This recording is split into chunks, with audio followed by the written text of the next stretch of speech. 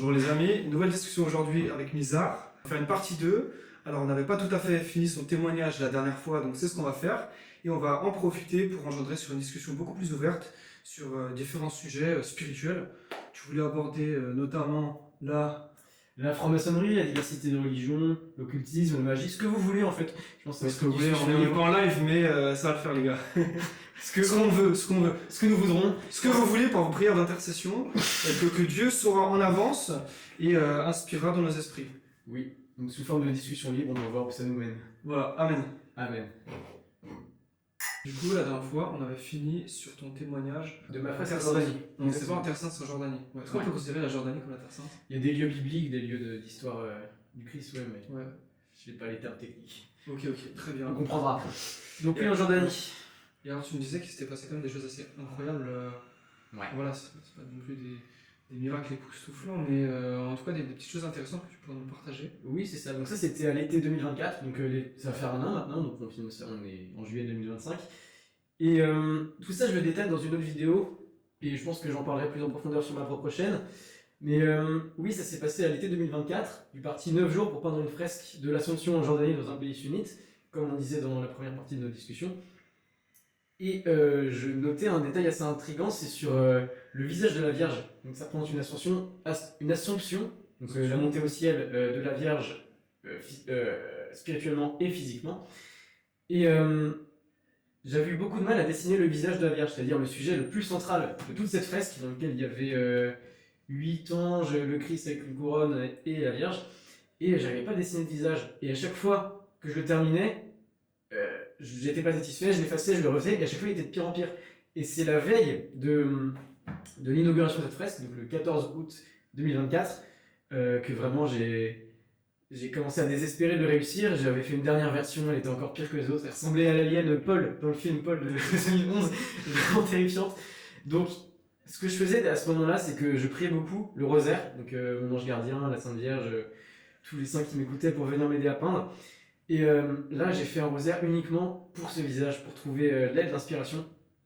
Et le lendemain, j'efface tout, je remets ce visage en blanc, et en quelques traits, je redessine tout, je le peins sur un coup de tête dans la journée, et le soir même, c'était la messe inaugurale. J'allais dire, il te restait plus que quelques heures pour finir la fresque. C'est ça. Ce qui était particulier, c'est que tu as mis plusieurs jours à la faire, 9. Et au dernier moment, donc au bout de 9 jours, tu t'es dit, je recommence tout. C'est ça. En fait, t'as fait un pari. Mais il était basé sur quoi ce pari? Sur le fait qu'il fallait que ce soit parfait pour le dernier moment et que je ne peux pas permettre de rendre une fresque avec le visage central, un visage raté. Et donc oui, j'ai refait ce visage vraiment au dernier moment. J'ai fini la peinture 2 heures avant la messe, le temps de rajouter quelques nuages et de mettre la signature de SOS Chrétien d'Orient dans un coin. Donc je descends, on fait la messe, la fête paroissiale de l'Assomption, la fresque est bénie. Et le lendemain, je remonte sur l'échafaudage pour voir un petit peu la peinture, s'il y a des derniers détails à ajuster. Et je me rends compte que le visage que j'ai peint la veille, donc le 15 août 2024, était impeccable en fait. Que les yeux sont même plus vivants que la façon dont je les avais peints. Et c'est là-dedans que j'ai l'impression d'avoir été aidé dans mes traits directement par mon ange gardien ou qui que ce soit d'autre, mais d'avoir eu une aide surnaturelle à ce moment-là, au dernier moment, dans ma détresse de devoir finir cette fresque pour le jour J. Et aussi comme Fra Angelico, qui est un moine de la Renaissance qui peignait beaucoup de fresques religieuses, beaucoup d'anges, et que dans la légende qu'on a de sa vie, il y a des moments où il pleurait en priant et que les anges finissaient les peintures à sa place. Et je me suis un petit peu senti comme ça. Jusqu'à d'ailleurs un autre clin d'œil assez drôle, l'ange de l'Annonciation que j'avais peint à droite de cette fresque, donc, qui est l'archange Gabriel, par un hasard de palette en fait, de couleur de peinture, je me suis retrouvé à lui faire son aube en rose. C'est-à-dire que j'avais du rouge, du doré, du blanc, je ne savais pas tellement comment utiliser ça, alors j'ai mélangé, j'ai inventé sur place, et il s'est retrouvé avec une grande aube rose. Ce qui est quand même pas du tout dans mes teintes de couleurs habituelles, qui est très rarement utilisé pour la peinture religieuse. Et en fait, je me suis rendu compte que dans le tableau le plus connu de l'Annonciation, qui est celui de Fra Angelico, l'archange Gabriel est aussi dans une toge rose. Tout rose avec le col doré. Et qu'en fait, totalement involontairement, j'avais repris les couleurs de Fra Angelico auxquelles je pensais justement pour venir m'aider à peindre. Donc il y a plein de petites correspondances comme ça, on appelle ça des synchronicités, des clins d'œil de quelque chose qui me font dire qu'il y a un peu de transcendance dans ma façon de travailler, qu'une autre réalité est venue m'aider à peindre. Donc toi, tu penses que les anges gardiens ont un rôle direct à jouer sur nos vies? Oui, bien sûr, et je pense, je le crois fermement, parce que c'est ce que la foi catholique nous enseigne, Notamment? et que plusieurs fois dans ma vie, ça s'est révélé de façon très explicite. Là, je parle en termes artistiques. En fait, la façon dont je dessine, c'est toujours en improvisation. Je commence un sujet, j'ai vaguement une idée, je dessine, j'ajoute des éléments par-ci par-là, mais j'ai aucune idée du résultat final. Et c'est comme ça que j'aime travailler. Je sais que beaucoup d'artistes se refusent ça, font 50 brouillons avant de faire la dernière version, ce qui est la version plus pro. Et non, moi je laisse faire le hasard, et je pense que c'est dans ce hasard que se révèlent les choses du surnaturel, pour peu qu'on laisse la porte ouverte à elles, pour les anges comme pour tout ce qu'il faut. Et dans le cas de mon ange gardien, je sais que c'était révélé à moi d'une autre manière assez surprenante. C'est quand j'étais jeune, vers 15-16 ans, j'aimais énormément grimper dans les rochers, parce que j'habitais en bord de mer sur la côte, et qu'un soir, ce que je faisais, c'est quand je rentrais du lycée en bus, je descendais plus loin sur la côte et je finissais la route par les rochers le long de la mer pour arriver chez moi. Et qu'un soir j'ai fait ça, sauf que c'était marée haute, en pleine nuit avec de la tempête. Donc, et j'ai quand même eu envie de rentrer chez moi, par la côte, par les rochers, donc tout ce qui est le plus imprudent. Et je commençais à escalader une falaise pour éviter des vagues. Ok. Et là, j'étais 3-4 mètres au-dessus du niveau de la mer. En fait, il roulait sur une grève de galets. Et j'attrape comme ça un rocher, et il se détache du mur.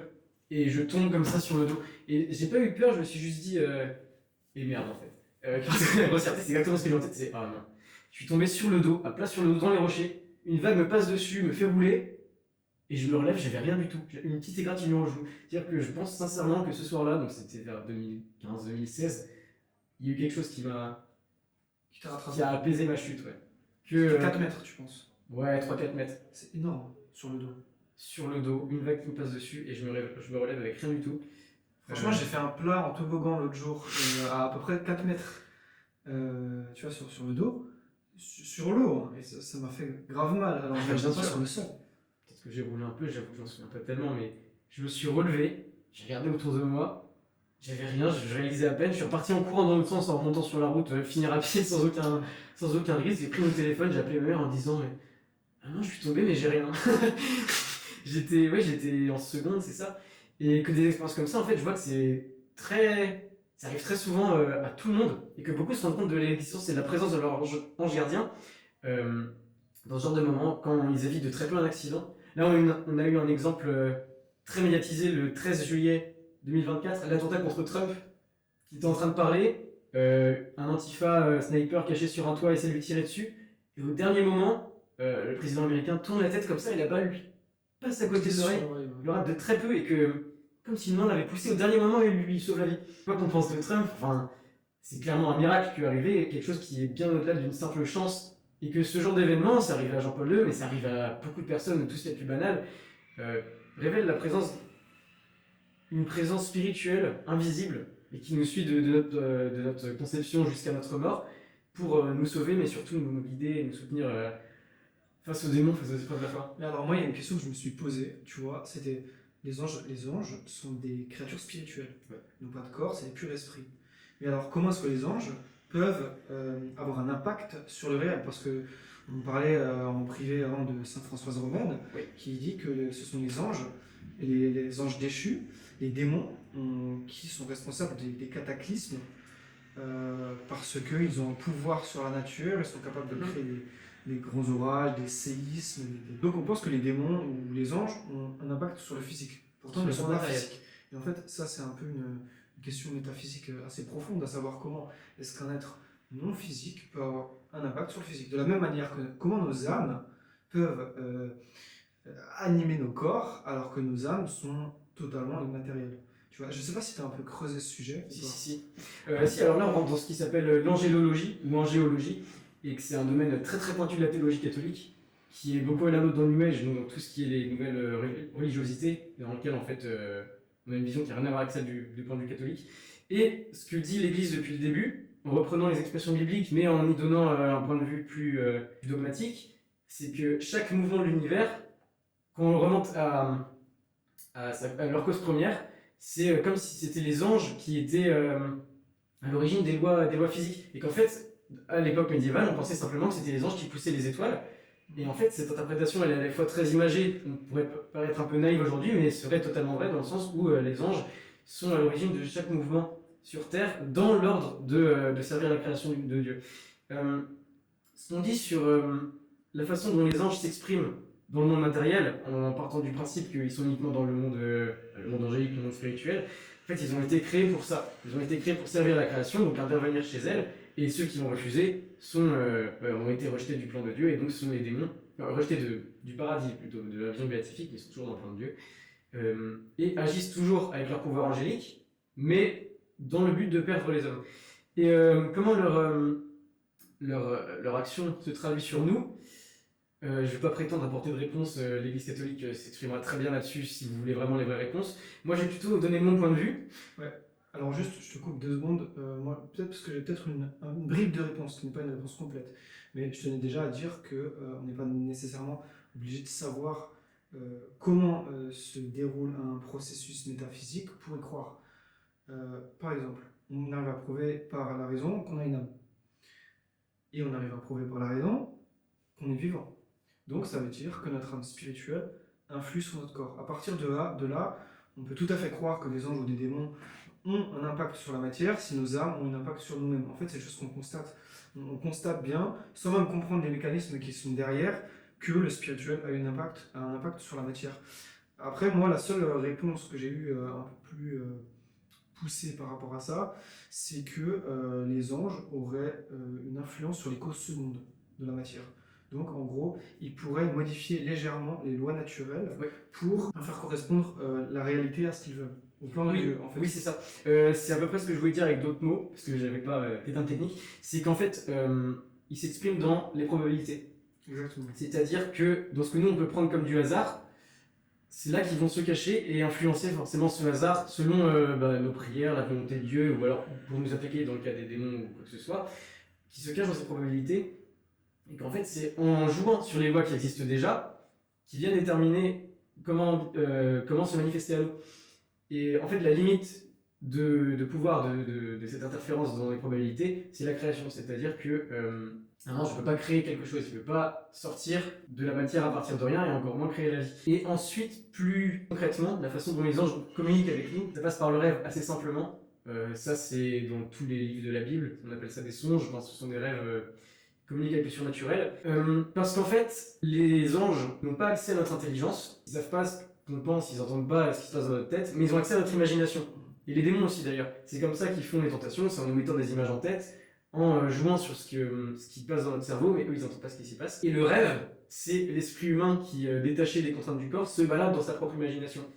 Donc, on n'a pas vraiment de consensus scientifique sur ce qu'est le rêve, mais on constate à travers les différentes spiritualités du monde que c'est à travers le rêve et ces états de conscience modifiés, dans lequel l'esprit se bat dans sa propre imagination, que les anges et les démons peuvent venir s'exprimer directement. Dans tous les livres de la Bible, on a des songes où les anges viennent faire soit donner des visions aux prophètes, soit par exemple dans le cas de Saint Joseph, lui apprendre en songe que Marie est enceinte mais pas d'un autre homme, ou qu'il faut fuir Hérode, ou qu'il peut revenir d'Égypte, et qu'à chaque fois ça passe par le rêve. Et que l'intervention des anges en vision en dehors du rêve est en fait beaucoup plus rare, bien plus surnaturelle, alors que la communication avec des anges et des démons par le rêve est très banale. Et en fait, je pense sincèrement qu'on peut en faire toutes les nuits sans le savoir, et que c'est la façon dont on est ouvert à ces messages qu'on s'en rend compte. Mais est-ce que c'est pas justement le fait que pendant le rêve, on est beaucoup plus vulnérable et on est beaucoup plus malléable? En fait, dans la vie, pourquoi est-ce qu'on n'a pas finalement des fois toutes les grâces qu'on demande du monde Dieu? C'est parce qu'on se met des barrières.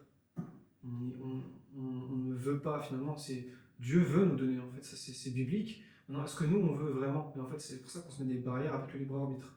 Et est-ce que, ma question c'est pas, est-ce que justement dans le rêve, là où le libre arbitre est beaucoup plus vague, est-ce que c'est pas des endroits où les esprits peuvent beaucoup plus facilement entrer en nous quelque part, puisque nous-mêmes on n'a plus de barrières, on ne se protège plus vu qu'on n'est plus vraiment conscient de ce qu'on pense?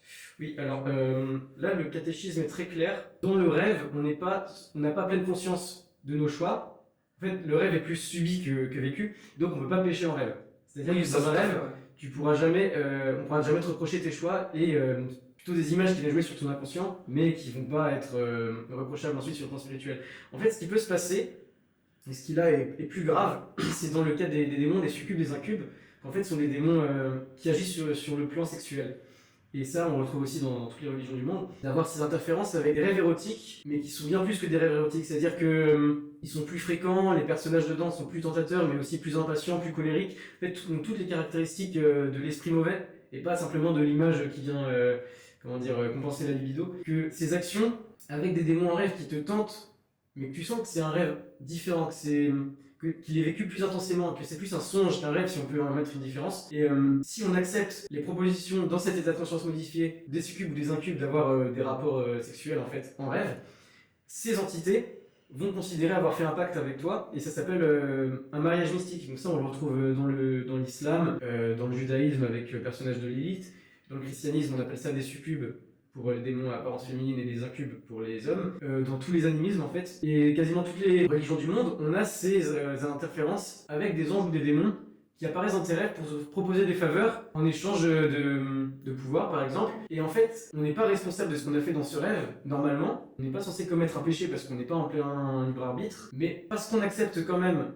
d'interférer avec ces esprits, alors on ne sait pas si c'est des esprits extérieurs à l'esprit humain ou si c'est son propre inconscient, mais théologiquement on se rend compte vite que c'est même pas de la personne elle-même, que c'est des entités extérieures au cerveau qui viennent interférer avec elle.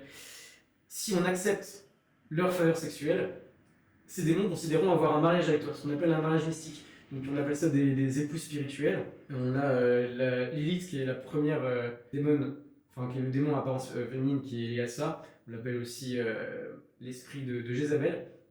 Et en fait, s'attachera à toi à partir du rêve. Donc le rêve, ce qui se passe dedans peut avoir des conséquences, et en même temps c'est fourbe parce qu'on n'a pas commis un vrai péché vu qu'on n'était pas en pleine possession de nous. Ouais, c'est ça, mais en fait, il y a différents degrés de conscience en réalité. Et voilà. Et je sais pas si tu l'as déjà expérimenté, mais il y a des rêves où on a une certaine liberté, j'ai l'impression. C'est-à-dire que tu as des rêves où tu n'as aucun contrôle sur toi, tu as l'impression d'être libre dans ton rêve parce que tu crois que tu te rends pas compte que tu rêves, mais en réalité, tu n'es pas libre. Mais par contre, il y a des moments où tu rêves à des choses et tu fais des choix, et ces choix, tu les ressens dans ton corps. Ouais. Tu vois. Et c'est ça la différence, j'ai l'impression. C'est que au réveil le lendemain, tu t'es rendu compte que tu as posé des choix. Et en fait, ça, c'est des choses qui arrivent. Et alors, c'est pas un choix complet, mais c'est déjà une porte ouverte pour le démon. Donc, effectivement, après, est-ce que le démon sait qu'au fond de nous-mêmes, on n'a pas vraiment fait le choix? Je sais pas. Ouais. Mais. L'action du démon est par palier en fait. Du démon, des anges, que ce soit, commence par des simples tentations, de simples images, et si tu acceptes les premières choses, ça va être de plus en plus loin. Mais les premières peuvent être tentations très très banales. Et ça peut passer par le rêve, c'est-à-dire que tu ne seras pas forcément responsable d'avoir fait un péché, mais tu auras eu l'idée de l'avoir fait, tu auras accepté une première fois en rêve, ensuite tu commenceras à accepter de plus en plus l'influence du démon sur toi, ce qui passe par le péché. Et le péché, la chaîne du péché, c'est tu acceptes un premier péché qui n'est pas forcément grave, mais parce que tu as accepté le premier, tu vas accepter le second, et ça va être par chaîne de gravité. Et plus tu vas t'enfoncer dans ce péché, plus le pouvoir du démon sera important sur toi. Et c'est jusque là qu'on arrive à la possession. Donc première étape, la tentation. L'obsession, les pensées qui reviennent en boucle, mais qui viennent justement de ces démons. L'oppression, donc c'est les activités extérieures des démons sur nous. Donc des cauchemars, des traces de coups qu'on se réveille, on se retrouve sur nous. L'oppression, c'est-à-dire l'action du démon sur nous et on la ressent physiquement sur notre corps. L'infestation, donc c'est souvent les cas de maisons hantées par exemple, où vraiment le démon s'exprime sur nous, même quand on est pleinement réveillé, en nous faisant peur de plein de manières.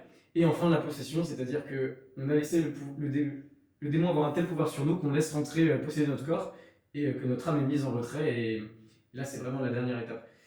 Ça c'est pour le schéma classique. On peut être possédé de façon plus rapide par d'autres moyens, que ce soit les sortilèges, voilà le pacte. Mais les sortilèges, qu'en pensez des sortilèges selon la doctrine catholique? Parce qu'il y a quand même vraiment cette notion du libre arbitre qui fait qu'on est protégé quelque part par les lois de l'univers. Mais en même temps, on a quand même quelques raisons de croire que des sortilèges peuvent avoir une influence sur nous. Qu'est-ce que tu en penses toi? Qu'est-ce que tu as étudié?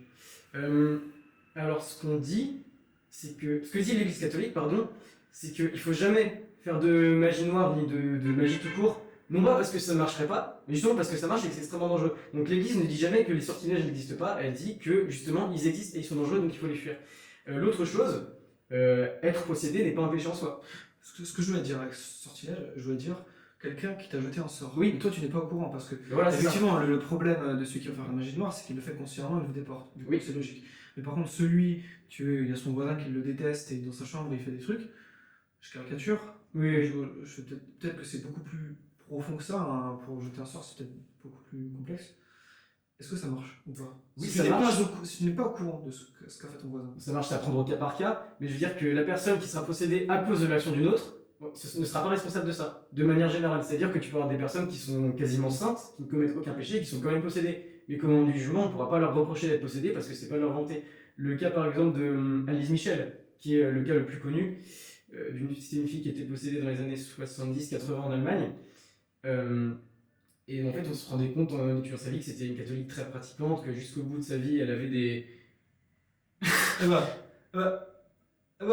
Parler du diable, ça. Ouais, c'est ça. Qu'elle était très Bon, on pratiquante. va continuer, ça donne une petite atmosphère. Ouais, si la lumière reste comme ça, c'est le Saint-Esprit. Ouais. Attends. sur lui. Du Père, du Fils, du Saint-Esprit. Amen. C'est assez fou. Bon, on continue. Donc je disais pour Annelise Michel, qui était. Alors je fais pas d'enquête ni quoi que ce soit, on ne sait pas si elle est sainte, mais qui est morte en tout cas dans la pleine confiance en la foi catholique et en faisant la manifestation de son appartenance à l'Église. On a un film d'horreur qui adapte son histoire parce qu'elle a mené un procès assez médiatisé à l'époque parce qu'elle est morte pendant l'un de ses exorcismes. L'État allemand a mené Une enquête? Oui, un procès contre les prêtres qui exorcisaient pour savoir si elle était morte à cause des exorcismes et des prêtres ou à cause des médicaments qu'elle prenait. Ouais. Et donc, le procès très médiatisé, on a eu un film dessus qui s'appelle L'exorcisme d'Emily Rose qui exprime ça assez bien. Et donc, on ne sait pas exactement aujourd'hui pourquoi elle était possédée, mais il ne semble pas que ce soit parce qu'elle ait fait elle-même de l'occultisme ou des pratiques de communication avec des esprits, mais qu'en tout cas, la possession semble lui être tombée dessus sans qu'elle l'ait cherché. Et donc ne peut pas être considéré comme un péché parce que c'est pas un acte volontaire et en pleine conscience. Et donc pour les sortilèges, oui, j'avais un autre exemple qui était une jeune femme qui est possédée, je crois qu'elle l'est d'ailleurs toujours, et que le travail de l'exorciste consiste d'abord à bien s'assurer que ce soit pas uniquement psychiatrique, psychologique, qu'il y ait vraiment une influence surnaturelle là-dessus. Et d'ailleurs, c'est la plupart des cas, hein, d'après les exorcistes. Oui, je crois qu'ils disent 80%. Après, dans tous les cas, le démon a un impact. Oui, C'est-à-dire, oui, bien sûr. Théologiquement, on tend quand même à croire que toutes nos mauvaises actions sont de près ou de loin influencées par le démon. Ne serait-ce parce qu'il est responsable en quelque sorte du mal dans le monde. Et après, même de manière générale, on choisit toujours un camp lorsqu'on fait le mal ou le bien. Donc le mal est tout le temps intrinsèquement, le démon est tout le temps intrinsèquement lié à tous les actes mauvais qu'on fait. Et donc, effectivement, les démons vont utiliser nos faiblesses. Donc, ça veut dire que même si c'est un petit truc bête, un péché qu'on fait assez régulièrement, le démon est déjà présent. Mais là, tu parles de quelque chose où il y a une présence qui est encore plus. Qui est explicite. Voilà, c'est ça. Dans l'enquête que font les exorcistes, déjà ensuite, dès qu'ils sont sûrs qu'il y a bien une cause surnaturelle et que le cas qu'ils ont en face de possession n'est pas de la maladie mentale, mais justement bien une présence d'autre chose, le plus gros de l'enquête consistera à savoir d'où ça vient, pour couper la source, en fait, ce qui a ouvert la porte au démon dans la personne, et ensuite que la personne veuille elle-même se repentir et chasser ces démons. Parce que, en fait, 90% de l'effet d'un exorcisme vient de la personne elle-même. Si elle veut pas le chasser, le prêtre il pourra dire ce qu'il veut, il se passe rien. Et en l'occurrence, c'était une jeune femme qui était catholique, qui allait à la messe tous les jours, et qui s'est retrouvée possédée comme ça, s'y attendait pas du tout. Mais ça se traduisait par exemple, elle était incapable de rester dans une église au moment de la consécration pendant la messe, ou alors elle se mettait à avoir des comportements animaux, à aboyer, à être pris d'accès de colère, de grimaces. Donc assez classique en fait, hein, chez les possédés quand on connaît un petit peu. Et donc l'enquête qui a été faite a révélé qu'en fait c'est parce qu'elle avait pratiqué du yoga chez elle avec une de ses amies, et que l'amie en question avait fait de la magie sur elle, mais à son insu. C'est-à-dire que la personne, son seul tort avait été de faire du yoga, ce qui est loin d'être innocent, mais de faire du yoga sur un sceau, c'est-à-dire un dessin avocatoire, qui s'appelait un pentacle de Vénus.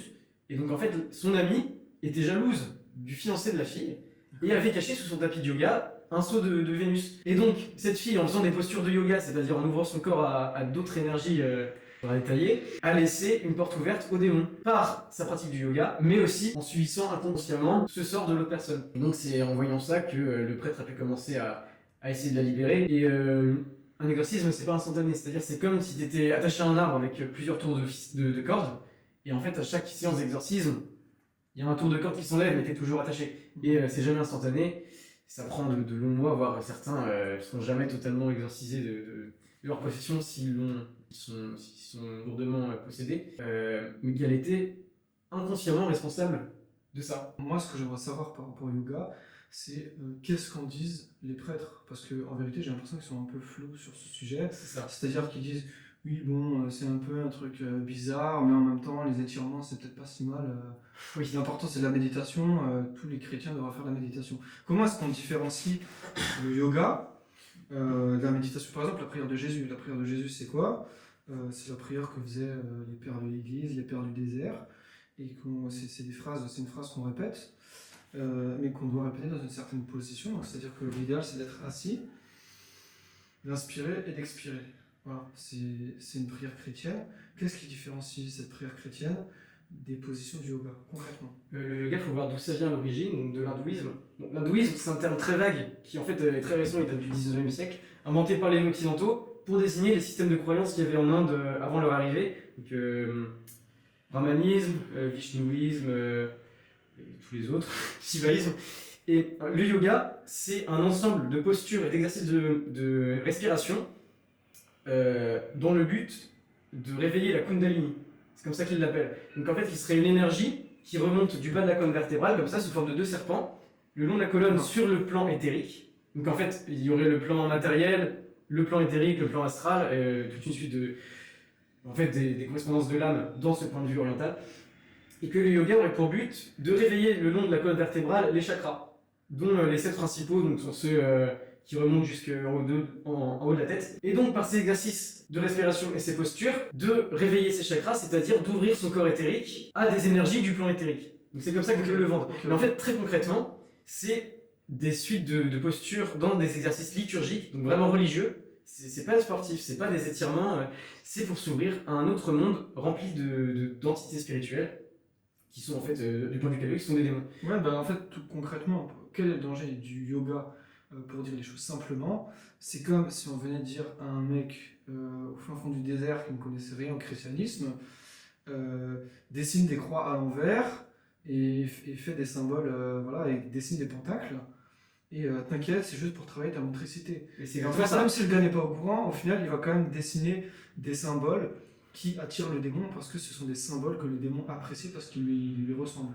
C'est exactement ça. C'est-à-dire qu'on nous le vend aujourd'hui comme une pratique sportive sans aucune conséquence. Les hindous qui sont au courant de ça, ça les fait bien rire. Hein. Le yoga, même si on ne croit pas, ça marche. C'est-à-dire qu'on fait réellement des positions d'invocation pour qu'ils rentrent en nous pour nous donner l'illumination. Les prêtres qui exorcisent les personnes possédées suite à ce genre de pratique disent très clairement qu'ils doivent refermer les chakras. C'est-à-dire que ces portes ouvertes dans la colonne vertébrale sur le plan astral, donc sur le plan spirituel, sont réellement ouvertes et doivent être réellement refermées par les prières, et qu'il y a de vraies correspondances entre le point de vue catholique qui dit que ce sont des démons et que ce sont des pratiques dangereuses et magiques parce qu'elles cherchent à interférer avec ces esprits, et le point de vue hindou qui dit effectivement ce qui se passe sans préciser la mauvaise volonté de ces esprits. Et donc on a une vraie correspondance en fait, et qu'en étudiant ces spiritualités orientales, donc on dit hindouisme en général, mais ça marche aussi dans le bouddhisme qui s'est croisé avec lui et qui a évolué ensuite en Extrême-Orient, et dans les autres pratiques qu'on trouve partout dans le monde en fait, de techniques de magie pour entrer en correspondance avec ces esprits, en étudiant ça, on comprend en fait ce qui se passe du point de vue spirituel, et à aucun moment ça vient contredire la foi catholique et ce que font les catholiques et les exorcistes contre ces esprits, parce qu'en fait c'est différents points de vue du même phénomène. D'accord. Donc le bouddhisme, Moi, la si on seule ne croit chose pas, ça marche. la seule chose qui m'intéresse, c'est un peu comme la question que je te posais au début. Comment est-ce qu'une position peut changer quelque chose sur notre rapport au spirituel? Alors bien sûr l'intention, c'est clair l'intention, parce que l'intention c'est par l'intention qu'on se sauve et c'est par l'intention qu'on peut se damner. Donc, ça c'est logique. Mais comment est-ce qu'une position concrètement peut nous ouvrir à un monde spirituel? Normalement elle peut. Ah, dans le but du yoga, c'est parce que c'est très codifié. On fait pas ça au hasard. En fait c'est une vraie liturgie, c'est un vrai culte sacré codifié dans un but magique. Alors que si tu veux dire que est-ce qu'il y a des positions plus aptes à la prière ou quoi que ce soit, la prière n'a pas besoin de formule magique ou de codification précise. En tout cas, dans la pratique de la prière, c'est juste parler à Dieu. Et le seul but, c'est en fait d'être le plus serein possible. Moi, ce que j'aimerais savoir, c'est en quoi, je sais pas, bouger sa colonne et tout, ça permettrait au démon qui est surnaturel, qui est spirituel, de rentrer en nous. Tu vois, qu'est-ce que ça change? Tout est dans l'intention, dans le but. Dans l'intention, C'est-à-dire du coup, que- quelqu'un qui n'a pas l'intention de le faire, justement, qui fait du yoga un peu bêtement, une maman qui fait du yoga. Je suis des personnes qui ont écrit ces positions avec l'intention. D'accord, donc très bien. Moi, je vois trois réponses du coup à la question. Première question, la racine. Ok. Quelle est l'intention première? Deuxième intention, le péché contre la prudence. Voilà, ces gens font du yoga un peu naïvement et sont dans un esprit très relativiste, ne vont pas interroger leur père spirituel, donc quelque part ils se mettent en tort. Et du coup, ils continuent la ligne du péché qui était déjà enracinée dans quelque chose de mal. Et du coup, ils ouvrent les portes. Et la dernière chose, c'est ce que je disais avant, c'est l'aspect symbolique, j'imagine. Tu vois. C'est-à-dire que les démons savent. Donc les démons aiment ça, donc ça attire les démons. Ça attire les démons chez des gens qui ont ouvert des portes. En fait. Alors oui, là il y a plusieurs choses à ajouter. Tu parlais de méditation tout à l'heure. Ouais. La méditation et la prière, c'est pas du tout la même chose. La méditation au sens oriental n'a rien à voir avec la méditation au sens chrétien, qui est le fait de réfléchir sur un texte et de l'appliquer à sa propre vie. La méditation, dans ce sens-là, c'est réussir à faire le vide. Donc au lieu de s'adresser à Dieu, c'est s'adresser à rien du tout, se vider, être le plus zen possible, c'est-à-dire n'avoir aucune distraction pour avoir l'esprit vide, mais en fait le laisser ouvert à d'autres choses. C'est ça. Mais en fait, ça, c'est le dispar. En fait, eux, ils disent qu'on va chercher le nirvana, considèrent que la pensée fait obstruction au bonheur, et du coup, ils veulent se vider de pensée. Et sauf qu'ils disent pas que quand on est vide, ben, du coup, il manque Dieu, donc on est susceptible d'être rempli par autre chose. C'est globalement ça. Plus précisément, le bouddhisme, donc, qui est la philosophie du Bouddha, enfin, c'est tout un sujet, n'est pas la pensée contre le bonheur, mais se priver de tout désir pour éviter toute souffrance. Voilà, Et donc, la loi du juste milieu, en fait, de réussir à se séparer du monde matériel pour atteindre l'éveil, qui est en fait le retour au néant, qui est le retour au Brahma, à l'énergie vitale. Et donc, cette philosophie très large appliquée dans le yoga revient à vouloir faire le vide sur son propre esprit, donc par les techniques de respiration, les postures dont je parlais, et les mantras aussi, qui sont des paroles magiques qui sont répétées en boucle pour justement concentrer l'esprit sur uniquement ce que le corps est en train de faire et pas sur ce qui se passe dans sa tête pour faire le vide. Et donc cet ensemble d'exercices physiques ont pour but d'atteindre un état modifié de conscience, comme je parlais au début dans le cas des rêves, que c'est par les états modifiés de conscience que les esprits peuvent communiquer avec nous. Et donc s'il est provoqué, dans le cas du rêve c'est involontaire, mais s'il est provoqué comme dans le yoga, ou l'hypnose, ou la prise de certaines substances psychédéliques, c'est directement tourné vers les forces du mal. Parce que en fait, on se vide de notre libre arbitre. Or, c'est notre libre arbitre en soi qui nous protège des forces du mal. Parce qu'un démon peut prendre autorité sur une porte, il peut la faire claquer pour nous faire peur, mais un démon ne peut pas prendre autorité sur nous si on ne lui laisse pas porte ouverte. Et ça, donc en fait, on utilise notre libre arbitre justement pour laisser la porte ouverte à ces forces-là. C'est ça. J'ai une anecdote assez intéressante, enfin, c'est une petite anecdote, mais il y a pas longtemps, j'étais à Châtelet. Et je sais pas si tu as déjà croisé des bouddhistes, des moines bouddhistes. En orange? Ouais, en orange. Il y en a un qui est venu me présenter des bouquins, il voulait me donner des trucs sur la méditation. Je lui ai pas du tout dit que j'étais chrétien, mais en gros j'ai refusé ses livres parce que ben, ça m'intéressait pas. Déjà, il y avait un truc bizarre dans son approche, et dans tous les cas ça m'intéresse pas, j'ai d'autres choses à lire, tu vois. Du coup, je lui dis très poliment que c'est très gentil, mais non merci. Le gars il insiste. J'ai dit non, vraiment, vous inquiétez pas, j'ai beaucoup de choses à lire, c'est super gentil, mais je vais y aller. Et le gars, il n'a pas su accepter la frustration, du coup il a fait quoi? Il s'est déconnecté. Vraiment, il a ouvert les yeux, il m'a fixé droit, il a plus bougé. Les bras tombent comme ça, il me fixe. Il a fait un stop. Je dis bon, et du coup je me rends compte de ce qui se passe. Je dis bon, bah, tu sais, j'essaie de briser la glace un peu. Je dis bon, bah, j'y vais monsieur, au revoir. Le gars ne me répond plus. Je passe à côté de lui, je me tourne, et il est toujours comme ça. Je pars, le gars est resté bloqué comme ça. Et je me suis dit, en fait, ça c'est symptomatique de sa pratique. En fait, il apprend à se vider, et en fait, c'est terrifiant. C'était un homme mort, hein. Il était limite, il était séparé de son âme. Ouais. C'est terrifiant. Là, je saurais pas l'expliquer ou donner une raison, mais. Bah, la raison elle est simple, il est vidé. Bon. Tu vois.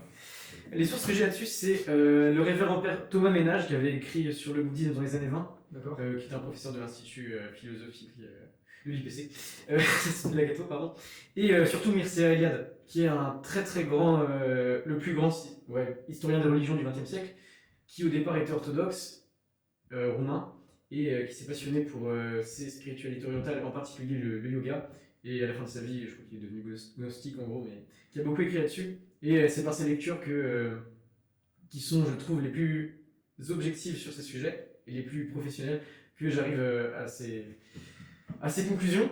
Et que c'est pas parce que ça vient d'autres religions qu'il faut se fermer totalement, mais justement qu'il faut s'y intéresser pour comprendre pourquoi nous on doit s'en les refuser. Je sais pas si tu vois le Tout chemin. à fait, tout à fait. Parce qu'on a En fait- beaucoup, excuse-moi, les prêtres qui disent qu'il faut pas s'intéresser au yoga parce que c'est démoniaque, mais qui sauraient pas expliquer pourquoi. Et donc bah, les yogis, donc les pratiquants en face répondent mais en fait vous faites ça juste parce que vous êtes raciste, parce que ça vient d'Inde donc vous en voulez pas. En fait on doit pouvoir répondre par les arguments techniques de ce qui se passe vraiment. Mais moi, je pense qu'on devrait pouvoir s'intéresser à tout. Après, les prêtres, attention, mettent toujours en avant la prudence. Bien sûr. Et en fait, c'est normal, hein, parce que peut-être que des gens comme nous, on va avoir un discernement, on va pouvoir comprendre les choses. Il y a plein de gens qui pourraient tomber dans des pièges. Combien de personnes sont intéressées à des fausses religions et en fait, quelque part, on finit par apostasier parce qu'ils ils avaient une curiosité qui n'était pas nécessaire. Donc c'est pour ça, tout simplement. Ah ouais, c'est sûr que c'est un grand risque. Plus on regarde le mal, plus le mal regarde nous, comme on dit. Et que s'intéresser aux autres religions, c'est le piège de vouloir les rejoindre. Ouais, en fait, c'est une vocation. même comme tu dis, c'est une question spirituelle aussi. Plus on s'intéresse au démon, plus il va venir en nous parce que ça flatte son ego. Oui, donc en fait, c'est une vocation de pouvoir s'intéresser aux autres religions pour les étudier, parce que tout le monde n'en est pas capable. Moi, je sais que c'est quelque chose que j'ai beaucoup fait, qui a beaucoup mis à l'épreuve ma foi, et que j'ai constamment remis en cause mon catholicisme. En fait, je suis pas catholique par fierté ou par héritage ou quoi que ce soit. Un peu, c'est vrai, mais que je l'ai beaucoup remis en question, j'ai beaucoup douté de ma foi, et que douter m'a permis de me reposer les vraies questions et de retrouver les vraies réponses, et donc d'être encore plus sûr. Et donc d'étudier ces autres religions m'ont aidé à savoir vraiment pourquoi moi j'étais catholique. Ouais, mais tu vois, ça c'est la démarche que notre génération fait. Oui. Mais malheureusement, la génération de nos parents et de nos grands-parents, tu vois, à partir des boomers, le mai 68, etc., en fait, c'est des gens qui ont commencé à remettre en question. C'est des gens qui ont commencé à étudier les spiritualités, notamment orientales, mais qui n'ont pas eu de réponse en face, parce que leurs prédécesseurs, eux, ne se sont jamais posé de questions, parce qu'on était dans un monde qui n'était pas mondialisé, qui était complètement fermé, ou presque, et du coup qui ne remettait pas en cause tout ça. Et en fait, ce qui fait que les premières personnes qui ont vécu dans ce monde mondialisé, à savoir nos grands-parents, eux, ils ont eu plein de questions et ils n'ont pas eu de réponse. Et en fait, du coup, ils ont apostasié. Et en fait, nous, ce qui est intéressant, c'est qu'on a à la fois beaucoup de questions, mais on a aussi beaucoup de réponses. Ouais. Alors, on a un prêtre qui s'exprime exactement là-dessus. Bon, c'était il y a 15-20 ans maintenant. Le père Joseph Verlinde, qui est toujours vivant, qui a un parcours un peu similaire au prêtre exorciste Jean-Christophe Thibault, donc je pense qu'il est assez connu sur YouTube aussi. C'est-à-dire que dans le cas du père Verlinde, il a d'abord été initié aux pratiques Reiki, donc qui sont des pratiques orientales assez modernes, peut-être du 19e siècle, qui sont en fait des ensembles de pratiques pour communiquer avec des esprits. Il a été initié à ça, et ensuite il s'est converti, il s'est rendu compte que ce qu'il faisait était purement satanique. Oui, il n'allait pas dans la bonne direction. Donc il a compris qu'il y avait un appel du Christ, il est revenu vers le Christ, mais d'abord il était dans ces directions d'initiation, d'ésotérisme, de la religion, elle n'est pas facile, donc il faut passer par donc il est passé par la Rose-Croix, qui est en fait, on pourrait dire l'ancêtre de la franc-maçonnerie pour faire simple. L'ancêtre, mais qui existe toujours. Bien sûr, C'est bien plus alchimique, il me semble que. Oui, en gros, c'est un ésotérisme chrétien, un ésotérisme qui utilise des symboles chrétiens, avant de découvrir la foi catholique qui a vraiment répondu à toutes ces questions. Et donc aujourd'hui, il est prêtre et moine, je crois, dans le sud de la France, et il fait des conférences pour les jeunes, mais aussi pour les personnes qui se spécialisent là-dedans en termes très techniques. Donc c'est lui que j'utilise comme source principale, le père Joseph Verlinde, dans lequel il explique justement ce qui se passe dans l'action des démons, du point de vue, avec les termes, pardon, de l'hindouisme, de ce que lui a appris en Orient. Et pareil pour le père Jean-Christophe Thibault, donc lui qui est beaucoup plus connu parce qu'il parle beaucoup de son expérience, qui s'est converti après avoir pratiqué l'occultisme et avoir commencé comment dire, à s'exprimer avec des démons, à communiquer avec des démons, avec des esprits plutôt, et qui le guidait à faire des choses de plus en plus démoniaques. Et c'est lors d'un camp scout qu'il a eu une conversion, je crois qu'il dit une action du Saint-Esprit, peut-être qu'il verra et il nous répondra, qu'il a reguidé vers la foi, et donc il est passé par une suite d'exorcisme pour se libérer de ces démons qu'il avait invoqués naïvement sans le savoir, et aujourd'hui il est exorciste. Et donc ces prêtres qui sont catholiques, romains, tout ce qu'il y a de plus orthodoxe, c'est un mauvais jeu de mots, s'expriment aujourd'hui très clairement sur l'action du diable pour nous mettre en garde. Parce que justement, c'était un sujet qui était tabou. Exactement. Pour pas faire peur, et donc ceux qui n'étaient pas éduqués là-dessus allaient pratiquer ces expériences occultes sans savoir qu'en fait c'est le démon qui se cache derrière. En fait, moi je pense que la réponse à tout ça, c'est au contraire de parler en toute transparence, oui. Ce qui permet de relativiser et ce qui permet de ne pas tomber dans les pièges du démon. Parce que le démon veut qu'on ait peur. Oui. Donc, en fait, le démon, il arrive à avoir les modernistes, en gros, qui nient la présence du démon et du diable, l'existence du diable, en leur disant, dans tous les cas, voilà, le diable n'existe pas, technique classique. C'est une allégorie. Mais il arrive aussi à avoir ceux qui ont peur du démon, parce qu'ils en font une obsession.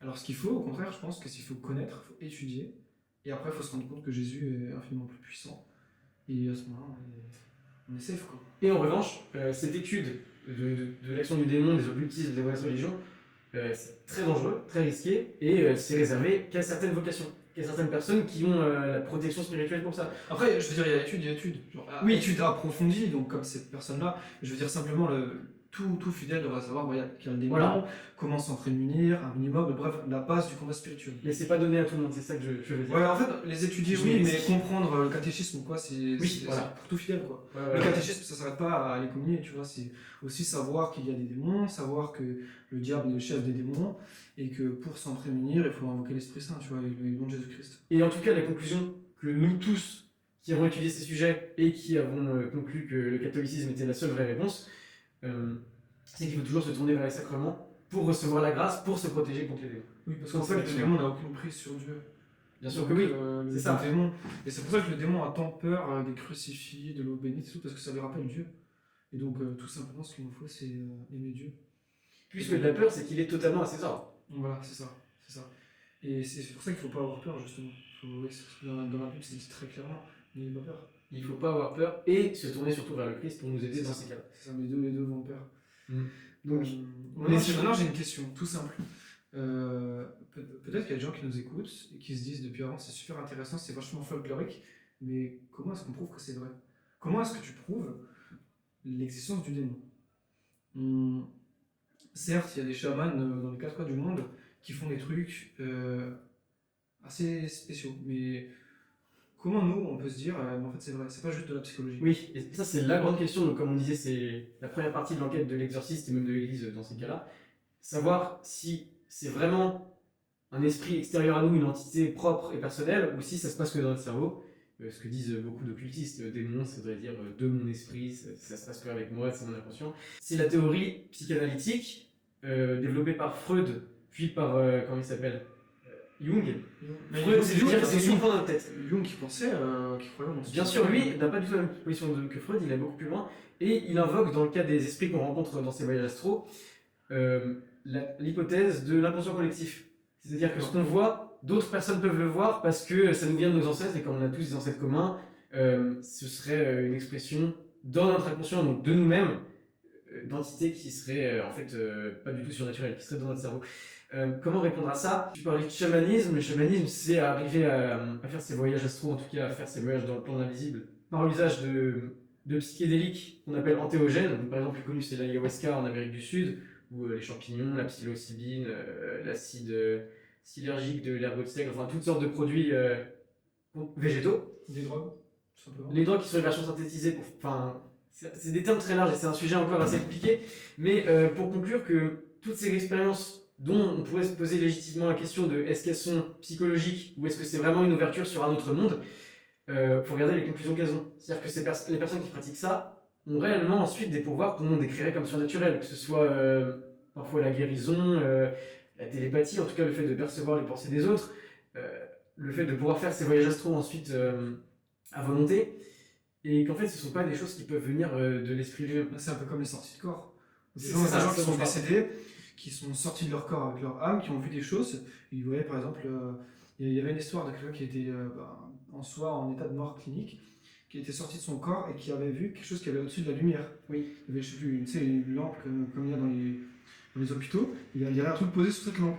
Du coup, la personne, quand elle est revenue dans son corps, elle a dit au médecin qu'il y avait un truc au-dessus. Oui, et au final, c'était avéré, tu vois. Je sais pas si c'était le plus fiable. Oui, ça s'appelle les expériences de mort imminente. Et c'est exactement en fait ce que cherchent à faire les chamans dont on parlait, à travers tout le monde entier, en prenant ces antéogènes, c'est provoquer des expériences de mort imminente, chimiquement, par le végétal, pour atteindre ces mondes spirituels. Mais alors, oui, on revient toujours à la même question. Est-ce que ça se passe uniquement dans le cerveau de la personne ou est-ce que c'est extérieur? Alors déjà, oui, les témoignages de la conscience qui perçoit des choses qui ne sont pas dans la pièce, on ne peut pas expliquer scientifiquement que ça vient du corps. Donc première chose, mais on peut douter des témoignages. Encore une fois, ça dépend que de la personne qui le rapporte. Moi, je répondrais tout simplement par un sujet duquel on parle depuis le début, c'est le fait, c'est les possessions. C'est que les personnes qui provoquent ces expériences mystiques dans le cadre d'un animisme, d'un culte c'est-à-dire volontairement, généralement ça finit par une possession. Et généralement c'est voulu et volontaire, on appelle ça du... Oui, volontaire. Et généralement c'est voulu et accepté, on appelle ça du channeling dans le New Age, c'est-à-dire que la personne va chercher volontairement à être possédée par ce processus d'expérience mystique et de sortie de corps, et ensuite à entretenir avec ce démon une relation privilégiée, comme les mages mystiques dont on parlait au tout début. Et en fait, par ce pacte avec ces entités, elle atteint réellement une puissance spirituelle dans le monde matériel. Et c'est ça que combattent les prêtres exorcistes. Ce sont ces mêmes esprits que cherchent à atteindre les cultes animistes, dont la version la plus connue, pardon, est le vaudou par exemple. Et encore une fois, est-ce que c'est dû aux drogues ou à la volonté des personnes? Dans le chamanisme, on passe beaucoup par je dirais à 90% au moins, que ce soit chez les Esquimaux, en Amérique du Sud, en Inde, en Océanie, par ces potions magiques, pour faire simple, par ces antéogènes qui sont les drogues. On a réinventé ça au 19e siècle, sans utiliser aucune drogue, on appelle ça spiritisme. Le spiritisme, c'est le médium, donc la personne qui, par des dons surnaturels, communique avec ces mondes spirituels, parfois avec l'aide de trans provoquées par hypnose. C'est-à-dire qu'il n'a plus besoin de ces substances chimiques pour arriver aux mêmes effets que le chamanisme par En fait, tout ce qu'il faut, antéogène. c'est une déconnexion de son esprit avec son corps. C'est ça, un état de conscience modifié. Voilà, c'est ça. Mais en fait, moi, ce que je trouve comme preuve assez significative quand même, c'est le fait qu'aux quatre coins du monde, les gens repèrent les mêmes entités dans leurs songes et dans leurs transes. C'est pas juste quelqu'un qui il va arriver en songe, il va avoir des ombres. Non, c'est des trucs très précis, c'est des formes très précises. Je sais pas si tu as des exemples de ça. Si, certains démons que certains voient aux quatre coins du monde. Alors j'ai plus le nom, c'était sur une chaîne qui s'appelait Psychosmos, je crois. Psychosmos, c'est ça, qui est en fait une chaîne qui compile les différentes expériences de prise de substances psychédéliques et parfois antéogènes, c'est-à-dire un psychédélique qui se fait vraiment, qui donne des visions spirituelles, d'une personne qui simplement avait rencontré des entités qu'elle a identifiées ensuite dans la mythologie sumérienne en étudiant. En fait, elle a rencontré des dieux sumériens antiques sans les connaître et ensuite les a reconnus dans la mythologie. Et donc ces entités qui étaient vénérées il y a 4000, 10 000 ans sont accessibles par voyage astral, on pourrait dire. Et qu'en fait, oui, on retrouve les mêmes choses. Oui, c'est une preuve assez flagrante. J'en avais d'autres. Après, on a plein de témoignages aussi, des personnes qui vont être en lévitation, enfin tout ça, c'est des choses qui sont réelles en fait. On n'a pas forcément accès parce qu'il y a plein de raisons. Dieu ne l'autorise pas forcément, déjà, première chose.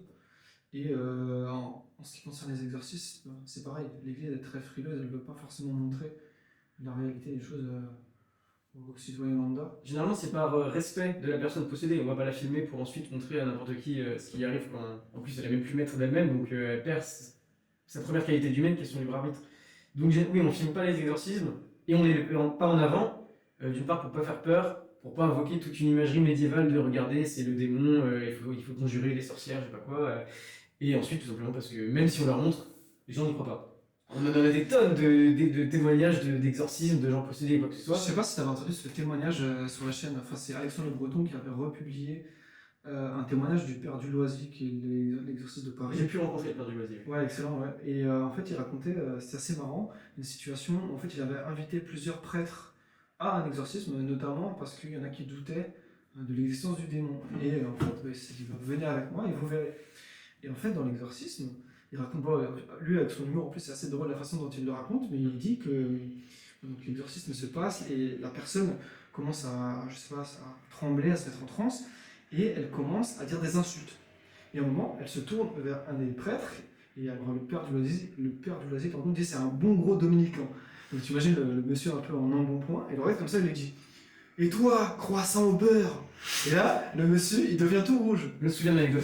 Et à ce moment-là, les autres, ils disent pourquoi croissant au beurre? Il dit oh, je me suis déjà confessé pour ça. Comment ça? Bon, en fait, l'autre jour, quand je rentrais de Rome, à l'aéroport, j'ai pris 10 croissants au beurre. Tu vois? Comment est-ce que la personne aurait pu savoir ça? Ouais, c'est ça. Et ça, c'est des choses qui sont inexplicables. Bien sûr. Bah, justement, c'est exactement les conditions pour reconnaître une possession et pas quelque chose de psychiatrique, mais vraiment quelque chose de surnaturel. Elles ont été fixées, je crois, officiellement par le père Joseph de Tonquédec, qui est un jésuite au début du XXe siècle. C'est la force surhumaine, la xénoglossie, le fait de parler une langue inconnue à la personne. Donc, s'il se met à parler en latin ou en sumérien ou en égyptien antique, c'est pas qu'il l'a appris en primaire. Et la cryptesthésie, le fait de connaître quelque chose qui est caché, qui ne peut pas venir de la connaissance de la personne elle-même, mais d'une intelligence extérieure. Si on a ces trois choses-là, plus évidemment le rejet du sacré, le fait de ne pas pouvoir supporter la présence de la communion ou du séminaire miraculeux. Voilà, c'est ça. Je crois qu'il y avait une cinquième condition dont je ne me souviens plus. Bon, la force surhumaine, je crois que j'ai déjà dit. Voilà, tout ça prouve que ça ne peut pas venir de la personne elle-même. Après, il y a les mauvaises odeurs aussi. Oui, alors ça, pour le coup, je sais pas si c'est propre au surnaturel. Ouais, mais oui, oui. si, mais en tout cas, j'ai entendu pas mal d'histoires où Il y des a ces gens conséquences-là. qui avaient été possédés, et ces gens sentaient une odeur fétide, une odeur de cadavre, alors qu'ils étaient vivants. Enfin, c'est assez particulier. Oui, ça c'est plutôt des conséquences, c'est-à-dire que c'est pas parce que quelqu'un pue qu'il est possédé, mais effectivement si quelqu'un est possédé, il y a de grandes chances qu'il pue. Il y a autre chose qui était très flagrant, qui moi m'a beaucoup aidé dans la pratique de la prière, c'est d'apprendre, c'est dans le témoignage de Annelise Michel, encore une fois, celle dont je parlais au début, qui était possédée en Allemagne il y a 50 ans de cela, qu'elle savait exactement quand quelqu'un priait pour elle, parce que ça lui faisait physiquement mal, ou plutôt ça faisait physiquement mal au démon qui la possédait, et donc elle savait quand quelqu'un priait pour elle et où cette personne était. Et cette prière était ressentie instantanément par la personne. Et ensuite, elle allait la voir et lui dire oui, t'as prié pour moi à tel moment, à tel endroit, et je l'ai ressenti, ça m'a fait très mal, mais en même temps, c'est au démon que ça fait très mal, c'est pas la personne. Du coup, ça m'a fait du bien. Les amis, alors j'ai récupéré la caméra, on va aller accompagner Mizar vers le métro parce qu'il est hyper tard, et on va finir la discussion en route. On s'est dit que ça pourrait être intéressant.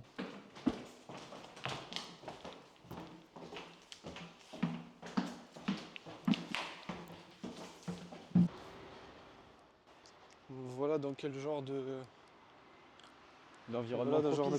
d'environnement les catholiques de Paris vivent, subsistent et survivent. Voilà. Direction Paris, hein. On va quitter le 9-3. On raccompagne un peu Mizar, en vérité il va rentrer à pied. Du coup, pour compléter la vidéo, on marche un petit peu tranquillement. On laisse passer.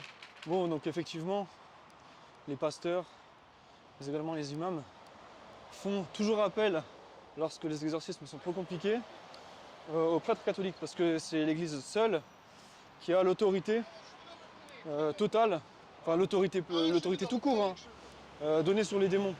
Par le Christ à ses évêques, qui Voilà, eux-mêmes délèguent à leurs prêtres exorcistes. Voilà, tout à fait. Exactement. Après, moi je pense que par les moyens naturels, certains faux pasteurs dans des fausses religions peuvent un petit peu éloigner la puissance démoniaque, voilà, en insistant sur les vertus. Ça va renforcer les gens, mais ce ne sera jamais pleinement satisfaisant s'il n'y a pas le Christ et si ce n'est pas par le corps du Christ qui est l'Église. Exactement. C'est comme ça que marchent d'ailleurs les charlatans, les gourous qui eux veulent libérer, faire des exorcismes sans avoir aucune compétence, aucun rôle clérical, qui vont dire qu'ils vont faire des prières à Saint-Michel, qui vont chasser le démon, qui vont faire des invocations, je sais pas quoi, qu'ils appellent de la magie blanche carrément. Ça n'existe pas la magie blanche, blanche pardon. Toute magie est démoniaque. Toute magie au sens spirituel et théologique du terme, pas au sens prestidigitation ou sens non expliqué. Que ces gourous, en chassant des démons ou en faisant des pactes avec eux, de passer par quelque chose d'autre qu'un prêtre, donc des guérisseurs, des magnétiseurs, des hypnotiseurs, sera en fait une pause qui appellera un problème plus grave. Et que soigner une pathologie par un faux miracle, par une guérison magique, par ces moyens spirituels qui se pratiquent par les rebouteux, les sorciers, les druides, tout ça, c'est en fait un déplacement des symptômes pour quelque chose de plus grave. Et il n'y a que l'Église catholique qui peut guérir de façon miraculeuse, qui peut chasser ces démons pleinement. de façon irréversible. Et d'ailleurs c'est ça qu'on différencie le miracle du faux prodige ou de la guérison qui est magique, c'est que le miracle, il est total, inexplicable, irréversible. Alors que la guérison magique, c'est un pacte. C'est-à-dire que, d'accord, tu vas demander à des esprits de te guérir, ils vont te guérir, mais ils vont prendre quelque chose en échange. Et si ce n'est pas directement ton âme, par exemple, ils vont te soigner d'une douleur au genou, mais après tu vas développer une douleur à la tête, voire une déprime ou une dépression. À chaque fois, ce sera de pire en pire si on entre dans cette boucle de commerce avec lui en lui demandant de nous soulager quelque chose, en fait, il prendra quelque chose d'autre. C'est ça le grand piège des faux exorcistes, contre lesquels mettent en garde tous les prêtres catholiques. Tout à fait, tout à fait, tout à fait. C'est très bien résumé. Mais du coup, à ton avis, comment on peut conclure tout ça? Pour conclure, oui. Là, comme vous voyez, moi je suis sur le point de rentrer à pied. D'une part parce qu'il n'y a plus de métro, d'autre part parce que j'ai pas envie de prendre le bus. Je crois que j'en ai pour 12 ou 13 km. De toute façon, c'est tout droit. Mais tout simplement, je vais prier. Je vais faire mon rosaire. Une deuxième de la journée peut-être. Parce qu'il n'y a pas d'heure, il n'y a pas de conditions. Dieu est tout le temps là, Dieu attend juste qu'on s'exprime à lui. Et moi, il se trouve que c'est en marchant, c'est en étant tout seul que je prie le mieux. Certains, c'est en étant en groupe, en chantant, en étant dans une église. Chacun a ses préférences. Moi, c'est tout à fait pareil. Hein. Moi, c'est en marchant que j'arrive le mieux à prier. Avant, j'avais l'habitude de prier en marchant quand j'habitais dans le 20e. Parce que c'était calme. Là, je peux plus sortir trop de chez moi parce que, je vais plus sortir en marchant vu que j'habite dans la zone. Malheureusement. Mais là, bon, ça va, il est 1h du matin passé, bientôt 2h.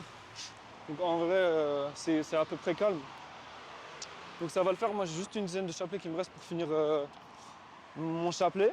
Par contre, j'aimerais bien faire le chapelet du Sacré-Cœur. Non, pas du Sacré-Cœur, du Précieux Sang, pardon. Des cités avec de drôles de constructions là-bas. C'est très ésotérique. Mais ça, c'est pas c'est porte de la Villette, là, c'est des trucs là. Je sais pas, c'était des trucs avec des noms belges. Et t'avais une espèce d'arc de triomphe et de construction de travers. Là, les architectes, ils étaient drôlement inspirés. Hein. C'est inspiration communiste. Hein. Moi, j'aurais dit païenne, mais oui aussi. Ouais, paganiste, ouais. Mais tu connais la cité à Brazax? Bien sûr, bien sûr. C'est bien sûr. Bah, une Brazac, formule magique. c'est un démon du gnosticisme, qui est je crois que c'est une caricature de Dieu avec une tête de coq. Mais oui, Abraxax, c'est la cité en cercle concentrique là. Ouais, c'est à ça, ils Noisy-le-Grand, ont je crois. tourné Hunger Games là-bas. Exact. On apparaît juste à côté de Montparnasse. Je sais plus le nom de l'architecte, c'est un espagnol. On a les mêmes principes ésotériques avec des nombres cachés, des constructions, des formes. Tout pareil comme ça, je pourrais en parler des heures. de géographie occulte et de magie appliquée dans l'architecture et dans le paysage urbain. Voilà, du coup, on fera d'autres épisodes. Un autre sujet. Voilà, des prochaines reprises justement sur ces sujets. Donc, c'est vrai qu'au début de la vidéo, on disait ouais, on va parler de ce que vous voulez. On n'a pas pu parce qu'on n'était pas en live. Mais par contre, ce qu'on peut faire, c'est que vous nous dites dans les commentaires ce que vous voulez qu'on traite comme sujet. Évidemment, il faut que ça reste dans nos domaines de prédilection. Et voilà, est-ce que Mizar, tu voudrais conclure Une troisième fois. cette vidéo? Ouais, non, je sais pas, c'était un dernier truc à dire. Oui, comme vous constatez, je suis connu en tant qu'artiste, mais c'est pas uniquement d'art que je veux parler, bien au contraire. Et donc, je prierai pour que tout ce que je puisse dire, surtout dans les vidéos avec lui, touche les bonnes personnes, touche les cœurs, et qu'on reste toujours ouvert à la discussion. À aucun moment ce qu'on dit, on n'est ni théologien ni historien, n'est infaillible, on prétend pas à ça, et on veut juste ouvrir les cœurs, toucher vos âmes, et peut-être vous faire poser des petites questions. La seule chose infaillible qu'on peut vous dire, c'est apprenez le catéchisme, suivez-le, et vous aurez des bases très solides pour tout le combat spirituel et pour tout repère, tout discernement. Voilà, c'est la seule chose qu'on peut vous dire avec certitude, c'est les vérités révélées, et c'est le fait qu'il faille prier Dieu, prier la Sainte Trinité. Voilà, merci beaucoup, on se dit à la prochaine. À la prochaine.